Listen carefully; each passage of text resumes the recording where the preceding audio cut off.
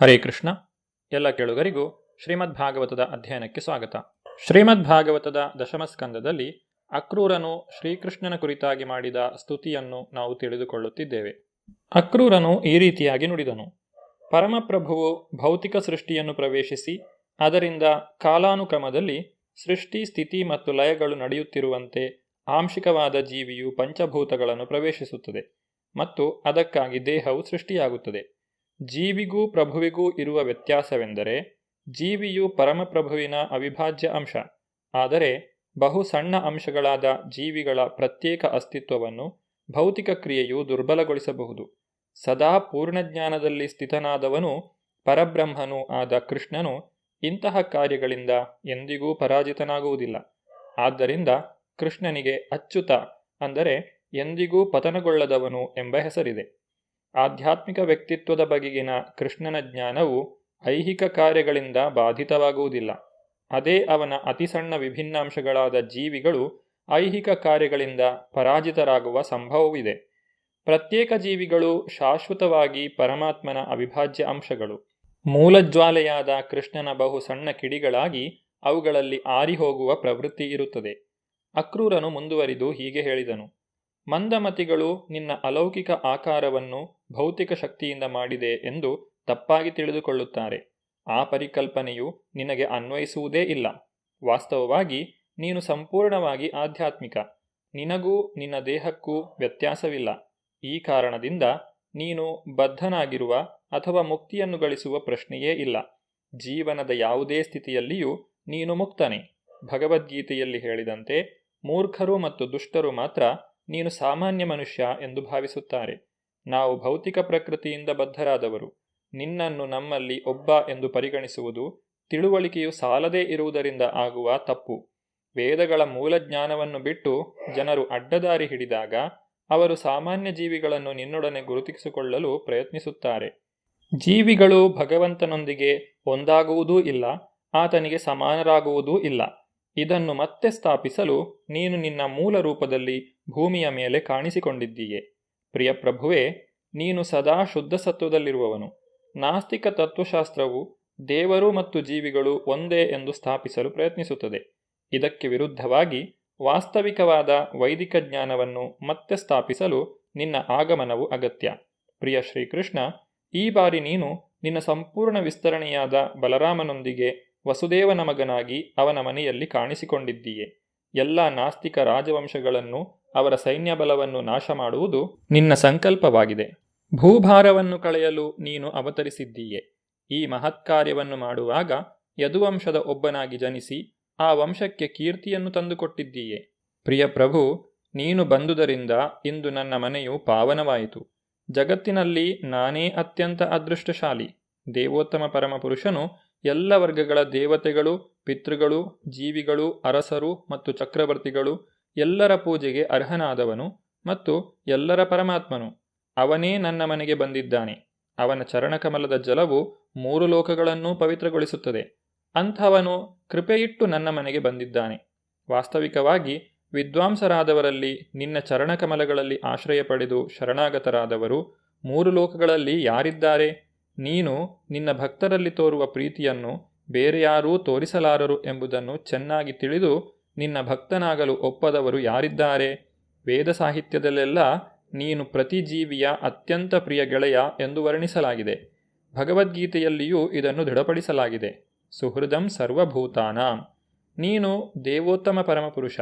ನಿನ್ನ ಭಕ್ತರ ಅಪೇಕ್ಷೆಗಳನ್ನು ಈಡೇರಿಸಬಲ್ಲವನು. ನೀನು ಪ್ರತಿಯೊಬ್ಬರ ನಿಜವಾದ ಸ್ನೇಹಿತನು. ನಿನ್ನನ್ನು ನಿನ್ನ ಭಕ್ತರಿಗೆ ಕೊಟ್ಟುಕೊಂಡಿದ್ದರೂ ನಿನ್ನ ಮೂಲ ಶಕ್ತಿಯು ಕುಂದುವುದೇ ಇಲ್ಲ. ನಿನ್ನ ಶಕ್ತಿಯು ಪ್ರಮಾಣದಲ್ಲಿ ಎಂದಿಗೂ ಕಡಿಮೆಯಾಗುವುದಿಲ್ಲ. ಪ್ರಿಯ ಪ್ರಭುವೇ, ಮಹಾಯೋಗಿಗಳು, ದೇವತೆಗಳು ನಿನ್ನ ಚಲನೆಯನ್ನು ಅರಿಯಲಾರರು. ಅವರು ನಿನ್ನನ್ನು ಸಮೀಪಿಸಲಾರರು. ಆದರೂ ನಿನ್ನ ಅವ್ಯಾಜ ಕರುಣೆಯಿಂದ ನೀನು ನನ್ನ ಮನೆಗೆ ಬರಲು ಕೃಪೆಯಿಟ್ಟು ಒಪ್ಪಿದ್ದೀಯೆ. ನನ್ನ ಭೌತಿಕ ಜೀವನದಲ್ಲಿ ಇದು ಅತ್ಯಂತ ಶುಭಗಳಿಗೆ. ನಿನ್ನ ಕೃಪೆಯಿಂದಲೇ ನನ್ನ ಮನೆ, ಹೆಂಡತಿ, ಮಕ್ಕಳು ಮತ್ತು ನನ್ನ ಪ್ರಾಪಂಚಿಕ ಸೊತ್ತು ಇವೆಲ್ಲವೂ ಐಹಿಕ ಬಂಧನಗಳು ಎಂದು ನನಗೆ ಅರಿವಾಗುತ್ತಿದೆ.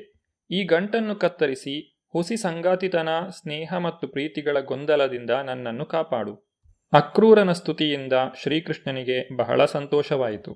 ಅವನ ಮುಗುಳ್ನಗೆಯು ಅಕ್ರೂರನಿಗೆ ಹೆಚ್ಚು ಹೆಚ್ಚು ಮೋಹಕವಾಯಿತು.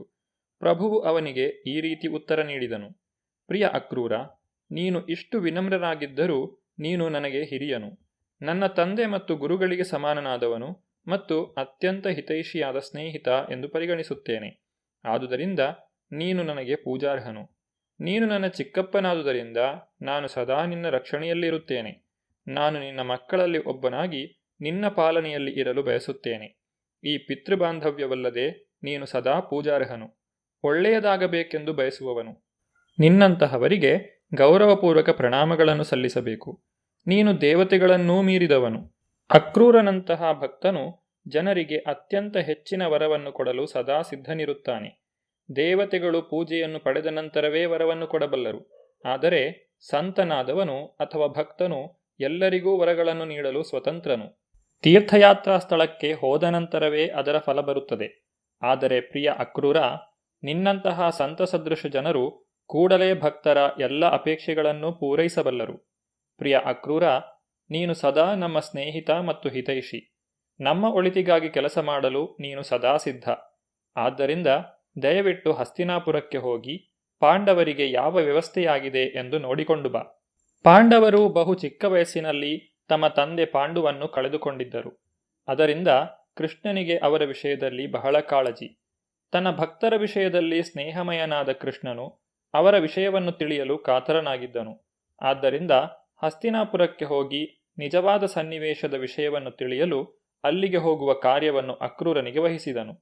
ಮುಂದುವರಿದು ಶ್ರೀಕೃಷ್ಣನು ಹೀಗೆ ಹೇಳಿದನು: ಅರಸು ಪಾಂಡುವಿನ ಸಾವಿನ ನಂತರ ಅವನ ಚಿಕ್ಕ ಮಕ್ಕಳು ಯುಧಿಷ್ಠಿರ, ಭೀಮ, ಅರ್ಜುನ, ನಕುಲ ಮತ್ತು ಸಹದೇವರು ವಿಧವೆಯಾದ ತಮ್ಮ ತಾಯಿಯೊಂದಿಗೆ ಧೃತರಾಷ್ಟ್ರನ ಪಾಲನೆಯಲ್ಲಿ ಇದ್ದಾರೆ.